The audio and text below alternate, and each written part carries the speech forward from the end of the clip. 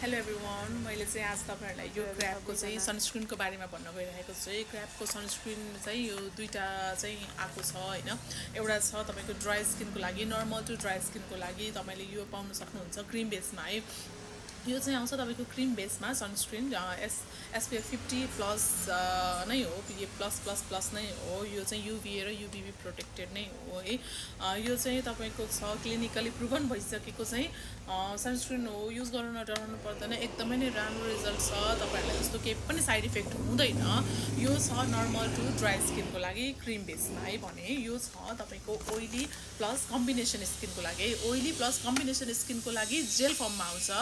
यो चाहिँ जेल फर्ममा आउँछ। दुईटै नै स्वेट र वाटर रेसिस्ट नै हो है। यो चाहिँ वाटरप्रुफ नै हो, स्वेट प्रुफ वाटरप्रुफ नै हो। यो दुईटै एकदमै नै राम्रो छ। आफ्नो आफ्नो स्किन टाइप्सले चाहिँ तपाईहरुले लिन सक्नुहुन्छ। एकदम राम्रो छ रिजल्ट। 100 ml मा आउँछ यो चाहिँ दुईटै हैन। हजुरहरुले चाहिँ आफ्नो स्किन टाइप चुज गरेर चाहिँ युज गरेर हेर्न सक्नुहुन्छ। Thank you so much.